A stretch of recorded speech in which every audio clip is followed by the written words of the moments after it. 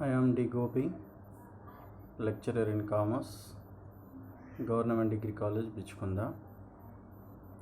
Today we are discuss BCom third semester. Subject name is Business Statistics 1. Business Statistics 1. So మనం ఇంతకుముందు క్లాస్లో కేంద్ర స్థానపు కొలతలు సెంట్రల్ టెండెన్సీ ఇంట్రడక్షన్ చెప్పుకున్నాము.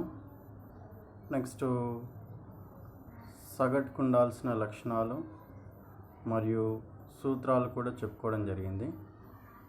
సో ఇప్పుడు సగటులు అంటే ఏంటి అనేది ముందుగా మనం చెప్పుకున్నాము. మళ్ళీ ఒకసారి ఎక్స్ప్లెయిన్ చేసుకుందాం. దత్తాంశంలోని అంశాల ఆధారంగా ఆ దత్తాంశాన్ని ఒక విలువలో సూచించే విలువను సగటు అంటారు. ఏమంటారు ఇక్కడ? సగటు అంటే దత్తాంశంలోని అంశాల ఆధారంగా ఆ దత్తాంశాన్ని ఒక విలువలో సూచించే విలువను సగటు అంటారు. ఈ సగటును కేంద్ర స్థానపు కొలతలని కూడా అంటారు. గణక శాస్త్రంలో సగటులు చాలా ఇంపార్టెన్స్ను కలిగి ఉన్నాయి మరియు సగటులో ఇతర గణాంక కొలతలకు ఆధారంగా ఉపయోగపడతాయి.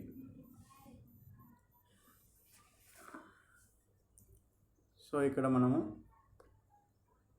ఇంతకుముందు క్లాసులలో సగటు గురించి చెప్పుకున్నాం. అయితే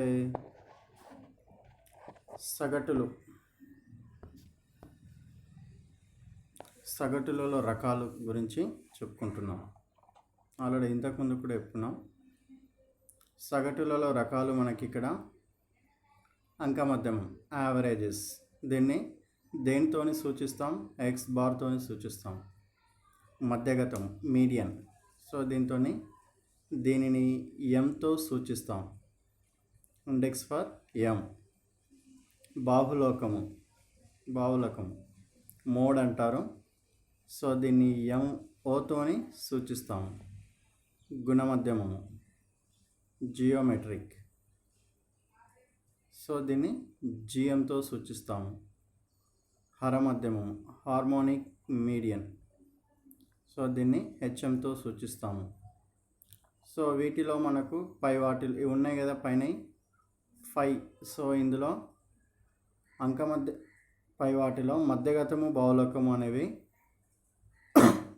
స్థాన నిర్ణయ సగటులు. ఏ సగటులు? స్థాన నిర్ణయ సగటులు, పొజిషనల్ యావరేజెస్. సో అంకమధ్యమము, గుణమధ్యమము, హరమధ్యమము. అంకమధ్యమము, గుణమధ్యమము, హరమధ్యమము.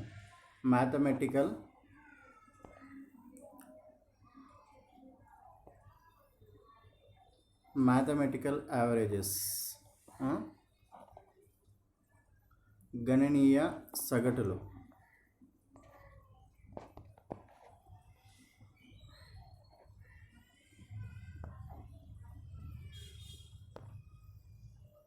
సో వీటిని ఏమంటాం మనం? మధ్యగతము, బాహుళకాన్ని స్థాన నిర్ణయ సగటులు, పొజిషన్ యావరేజెస్ అంటారు. సో మిగిలిన ఏంటి? అంకమధ్యమము, గుణమధ్యమము, హరమధ్యమము. సో వీటిని గణితీయ సగటులు, మీన్స్ అంటే మ్యాథమెటికల్ యావరేజెస్ అంటారు. సో అందులో ఒక్కొక్క దాని గురించి ఎక్స్ప్లెయిన్ చేసుకుందాం. ముందుగా మనకేంటిది? అంకమధ్యమము, యావరేజ్ అని కూడా అంటారు, దీన్ని సగటు అని కూడా అంటారు. సో దీన్ని దేనితోని సూచిస్తామని చెప్పుకున్నాం? ఎక్స్ బార్తోని సూచిస్తామని చెప్పుకున్నాం. సో ఎక్స్ బార్ ఏ విధంగా ఉంటుంది? ఈ విధంగా ఉంటుంది. సో ఎక్స్ బార్తోని సూచిస్తారు. సగటులన్నిటిలో ఎక్కువగా వాడే సగటు ఏది అంటే మనకు అంకమధ్యమమే. సగటులన్నిటిలో ఎక్కువగా వాడే సగటు అంకమధ్యమం. సో ఒక శ్రేణిలోని అంశాల మొత్తాన్ని అంశాల సంఖ్యచే భాగించగా వచ్చే భాగలబ్ధమే అంకమద్యమం. అంటే ఒక శ్రేణిలోని ఒక శ్రేణి ఇచ్చినట్లయితే అందులో ఉన్న అంశాల మొత్తాన్ని ఆ అంశాల సంఖ్యచే భాగిస్తే వచ్చేది భాగలబ్ధము, అంకమద్యమము అంటారు. దీనిని ప్రత్యక్ష పద్ధతి లేదా పరోక్ష పద్ధతిలోను సోపాన విచలనాల పద్ధతిలో కానీ గణన చేయవచ్చును. సో దీన్ని ఏ విధంగా లెక్కించవచ్చును? ప్రత్యక్ష పద్ధతిలో కానీ, పరోక్ష పద్ధతి లేదా సోపాన విచలనాల పద్ధతిలో గణన చేయవచ్చును. అంటే ఈ మూడింటిలో ఏదైనా ఒక పద్ధతిలో అంకమద్యమాన్ని లెక్కించవచ్చును. సో దీనివల్ల మెయిన్ అడ్వాంటేజ్ ఏంటిది? ప్రధాన ప్రయోజనం ఏంటంటే సులభంగా ఈజీగా క్యాలిక్యులేట్ చేయడం, ఈజీగా గణన చేయడం. సాధారణ అంకమద్యమాన్ని 2 రకాలుగా వర్గీకరించవచ్చును. సో సాధారణంగా అంకమద్యమాన్ని యావరేజెస్ను ఎన్ని రకాలుగా డివైడ్ చేయొచ్చు? 2 రకాలుగా. సో ఒకటి సామాన్య అంకమద్యమం, సింపుల్ అర్థమెటిక్. సెకండ్ది వెయిటెడ్ అర్థమెటిక్ మీన్, భారిత అంకమద్యమము, సామాన్య అంకమద్యమముగా అంకమద్యమాన్ని లెక్కించవచ్చును. సామాన్య అంకమద్యమం అనగా శ్రేణులలో ఉన్న అంశాల మొత్తాన్ని అంశాల సంఖ్యచే భాగిస్తే వచ్చే ఉత్పన్నమే అంకమద్యమం. సో ఇక్కడ ఏమంటున్నాం మనం? సామాన్య అంకమద్యమం అనగా శ్రేణిలో అంశాల మొత్తాన్ని అంశాల సంఖ్యచే భాగించగా వచ్చే ఉత్పన్నమే అంకమద్యమం అని చెప్పుకుంటున్నాం. సో నెక్స్ట్ సామాన్య అంకమద్యమ గణన. అంటే సామాన్య అంకమద్యమాన్ని ఏ విధంగా లెక్కించవచ్చును? క్యాలిక్యులేట్ సింపుల్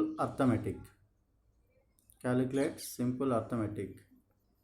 సో ఇందులో మనకి మెయిన్గా 3 శ్రేణులు ఉంటాయి: వ్యక్తిగత శ్రేణులు, విచ్ఛిన్న శ్రేణులు, అవిచ్ఛిన్న శ్రేణులు. సో సామాన్య అంకమద్యమాన్ని లెక్కించేటప్పుడు 3 శ్రేణులు ఉంటాయి. 3 శ్రేణులు మనకు కూడా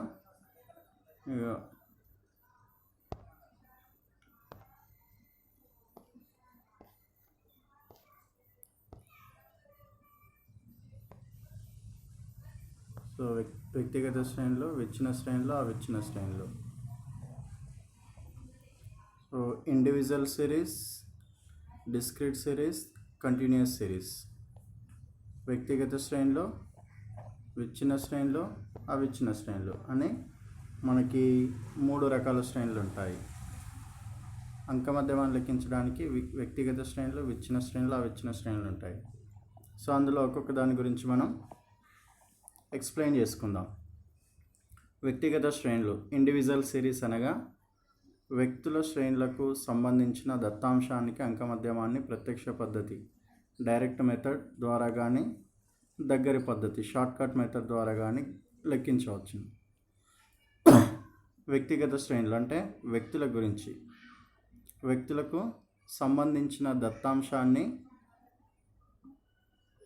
తీసుకొని అంకమద్యమం ద్వారా ప్రత్యక్ష పద్ధతి లేదా దగ్గరి పద్ధతి ద్వారా లెక్కించవచ్చును.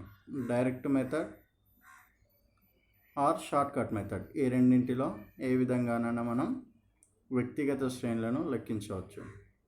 సో అందులో మనం ప్రత్యక్ష పద్ధతి గురించి ఫస్ట్ చెప్పుకుందాం. డైరెక్ట్ మెథడ్, ఈ పద్ధతి శ్రేణిలో ఉన్న అన్ని చలరాశుల విలువ మొత్తాన్ని ఆ చలరాశిలోని అంశాల సంఖ్యచే భాగించడం ద్వారా అంకమద్యమాన్ని పొందవచ్చు. సో ప్రత్యక్ష పద్ధతి అంటే ఏంటి మనకి ఇక్కడ? సో క్లియర్గా చెప్పాడు కదా. ఈ పద్ధతి అంటే ఏ పద్ధతి? ప్రత్యక్ష పద్ధతి, డైరెక్ట్ మెథడ్లో ఉన్న అన్ని చలరాశుల విలువ మొత్తాన్ని శ్రేణిలోని అంశాల సంఖ్యచే భాగించడం ద్వారా అంకమధ్యమాన్ని గణన చేయవచ్చు. సో ఈ సూత్రం ఈ విధంగా ఉంటుంది మనకు. సో ఏ విధంగా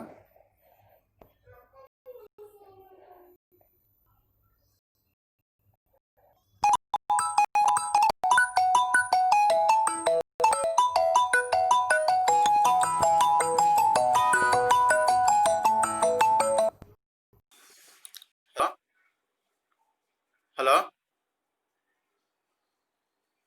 హలో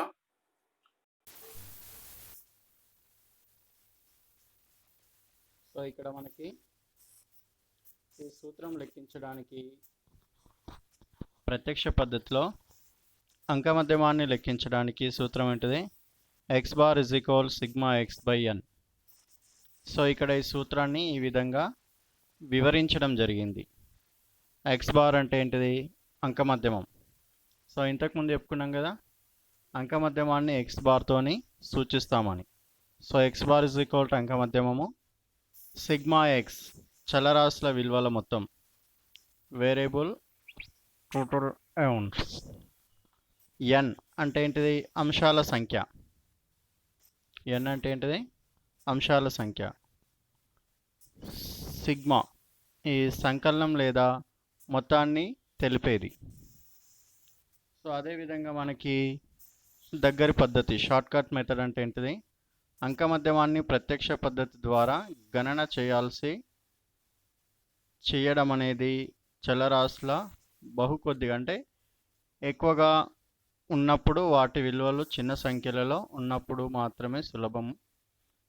చలరాశిలో పరిశీలనలు సంఖ్య ఎక్కువగా ఉంటే అంకమధ్యమము గణనలలో లెక్కింపులు అధికంగా ఉంటాయి. ఈ ఇబ్బందిని అధిగమించడానికి దగ్గరి పద్ధతి అవసరం. సో అయితే ఇక్కడ మనము అంకమధ్యమాన్ని లెక్కించడానికి ఎన్ని పద్ధతులు ఉంటాయని చెప్పుకున్నాం? ప్రత్యక్ష పద్ధతి, దగ్గరి పద్ధతి. సో ప్రత్యక్ష పద్ధతిలో లెక్కించేటప్పుడు చలరాశులు చిన్నవిగా ఉన్నప్పుడు ఈజీగా ఉంటుంది. అదే ఎక్కువగా ఉన్నప్పుడు లేదా పెద్ద సంఖ్యలో ఉన్నప్పుడు వాటిని అంకమధ్యమం ఏ పద్ధతి ఉపయోగించాలి? దగ్గరి పద్ధతి ఉపయోగించడం జరుగుతుంది అన్నట్టు.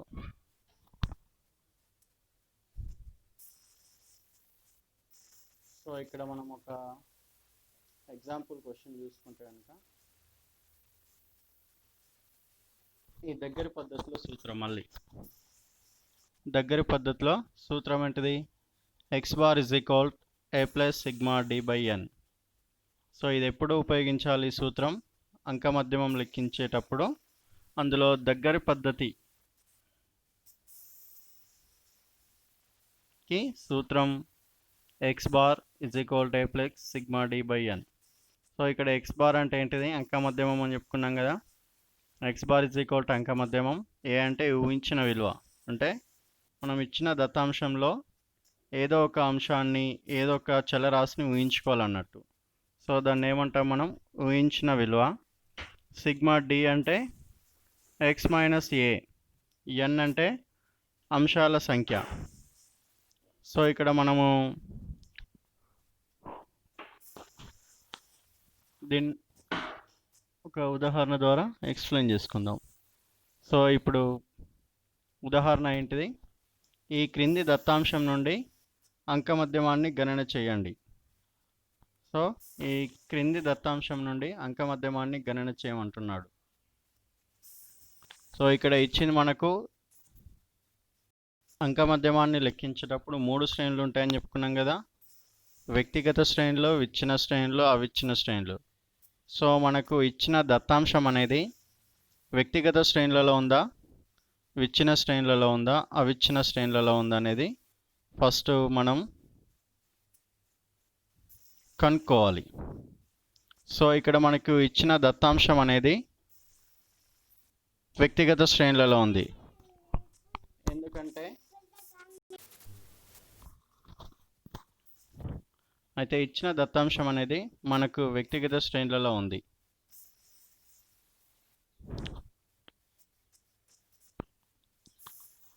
క్రమ సంఖ్య 1 2 3 4 5 6 7 8 9 10.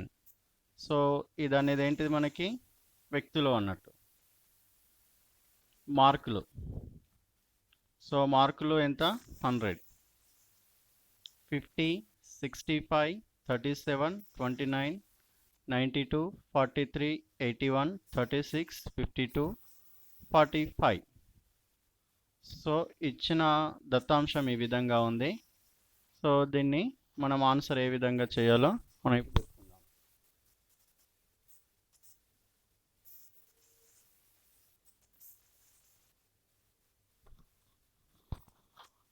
సో మనం క్రమ సంఖ్యను హార్జంటల్ లైన్లో ఉంది కాబట్టి దీన్ని వర్టికల్ లైన్లోకి షిఫ్ట్ చేసుకోవాలి. క్రమ సంఖ్య మళ్ళీ 1 నుంచి 10 వరకు రాసుకోవాలి. 1 2 3 అని ఇట్లా ఈ విధంగా 1 2 3 1 నుంచి 10 వరకు రాసుకుంటే అయిపోతుంది. నెక్స్ట్ మనకి ఇచ్చిన క్వశ్చన్ ఏంటిది మార్కులు. సో మార్కులు 50 65 37 29 92 43 81 36 52 45. సో ఈ విధంగా ఎక్స్ కూడా మనకు వచ్చేసింది. సో ఈ మార్కులను ఏమనుకోవాలంటే మనం ఈ మార్కులు ఉన్నాయి కదా, సో మార్కులని ఎక్స్ అనుకోవాలి. సో ఎక్స్ అనుకున్నట్లయితే ఈ క్రమ సంఖ్య ఉంది కదా,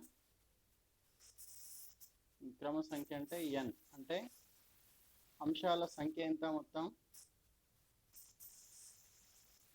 1 2 3 4 5 అట్లా ఎన్ని ఉన్నాయి మొత్తం మనకి 10 ఉన్నాయి కాబట్టి n is equal అంశాల సంఖ్య 10. నెక్స్ట్ ఎక్స్ మార్కులు అదేవిధంగా ఎక్స్ మార్కులు ఎంత ఉన్నాయి మొత్తం కూడితే మనకి ఎక్స్ మార్కులను ఎక్స్ అనుకున్నాం కాబట్టి సిగ్మా అంటే ఏంటిది మొత్తాన్ని సూచించేది. So sigma x is equal 530. So అప్పుడు మనకి వ్యక్తిగత శ్రేణులలో ప్రత్యక్ష పద్ధతిలో ఏంటి సూత్రం, X bar is equal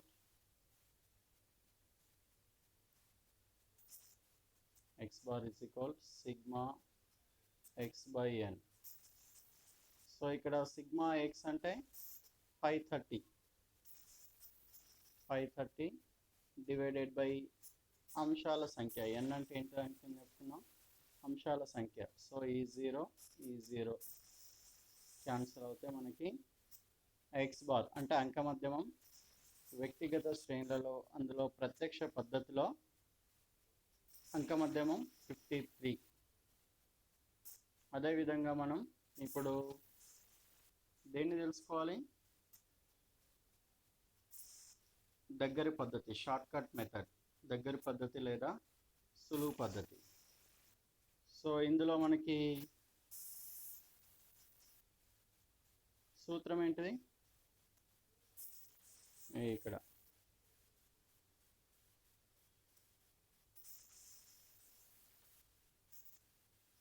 x bar is equal a plus sigma d by n. x bar is equal a plus sigma d by n. So మనకి ఇంతకుముందు ఎక్స్ప్లెయిన్ చేస్తున్నాం కదా, ఎక్స్ బార్ అంటే అంక మధ్యమం, ఏ అంటే ఊహించిన విలువ, డికి సూత్రం ఉంటుంది కదా, డి అంటే ఎక్స్ మైనస్ ఏ. సో నెక్స్ట్ ఎన్ అంశాల సంఖ్య.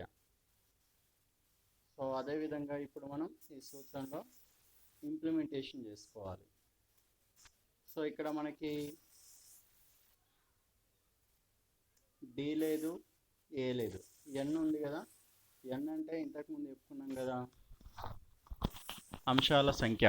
ఎన్ అంటే ఏంటిది అంశాల సంఖ్య 10.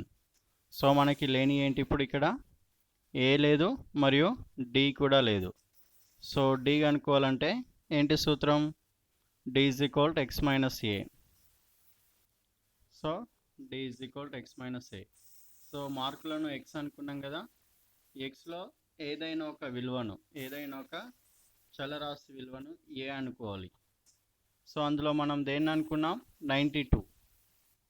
సో అందులో పెద్ద చలరాశి మనకి ఏది 92 కాబట్టి a 92, a వచ్చేసింది. a is equal to ఎంత, 92. అదేవిధంగా d రావాలంటే ఏంటి సూత్రం, x minus a. So x ఉంది ఇక్కడ, a అంటే 92 అనుకున్నాం. సో ఇక్కడ సూత్రం d is equal to x minus a. So x ఇక్కడ ఎంత 50 కాబట్టి 50 minus 92. సో 50 minus 92 తీసేస్తే -42.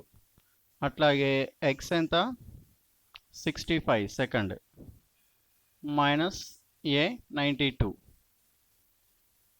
Next 37 minus a 92. x ఎంత 29 మైనస్ 92. అట్లాగే 92 మైనస్ 92 చేస్తే 0. 43 minus 92 is equal to minus 49. 81 minus 92 minus చేస్తే minus 11. 36 minus 92 minus 56. 52 minus 92 తీసేస్తే minus 40. 45 minus 92 minus 47. సో ఈ విధంగా మనకి ఏమొచ్చింది, ఇక్కడ d వచ్చింది. సో d మొత్తాన్ని కూడితే మనకి -390 వచ్చింది. Sigma d is equal -390. So ఇప్పుడు మనం దీన్ని ఈ సూత్రంలో ఇంప్లిమెంటేషన్ చేయాలి.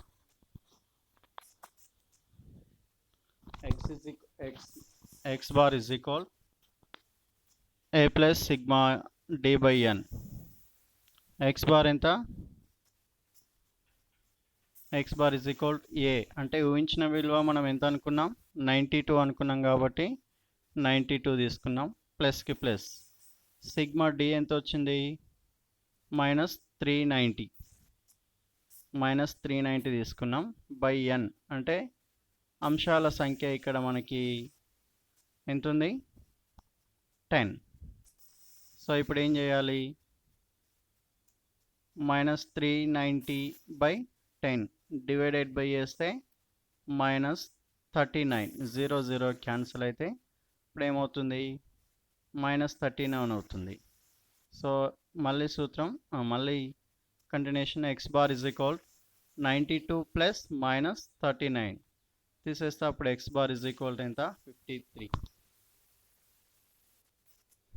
సో అప్పుడు మనకి వ్యక్తిగత శ్రేణులలో వచ్చిన అంక మధ్యమము 53 మరియు దగ్గరి పద్ధతిలో వచ్చిన అంక మధ్యమము 53, రెండు కూడా మనకి ఇక్కడ సమానంగానే ఉన్నాయి. సో ఇప్పుడు మనము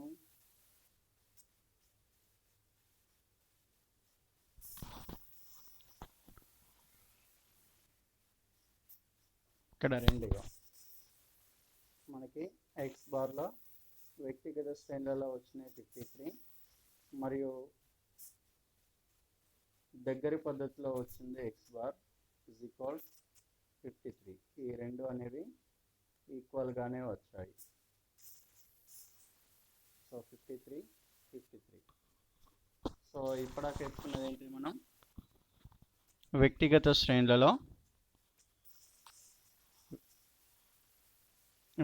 శ్రేణులలో ప్రత్యక్ష పద్ధతి మరియు సులువు పద్ధతి లేదా దగ్గరి పద్ధతి గురించి, ఈ రెండింటి గురించి ఎక్స్ప్లెయిన్ చేసుకోవడం జరిగింది. మరియు ఈ రెండు కూడా మనకి ఒకే ఆన్సర్లు రావాలి, అప్పుడు మనకి ఆన్సర్ ఆల్మోస్ట్ కరెక్ట్ కనిపిస్తుంది. ఇది మనకి ఎక్కువగా షార్ట్ క్వశ్చన్లు అడిగే ఛాన్సెస్ ఉంటాయి. నెక్స్ట్ క్లాస్లో విచ్ఛిన్న శ్రేణులు గురించి ఎక్స్ప్లెయిన్ చేసుకుందాం. సో విచ్ఛిన్న శ్రేణులు అంటే ఏంటి, ఆ విచ్ఛిన్న శ్రేణులలో మళ్ళీ మనకు తిరిగి రెండు రకాలు ఉంటాయి. విచ్ఛిన్న శ్రేణులలో ప్రత్యక్ష పద్ధతి, దగ్గర పద్ధతి.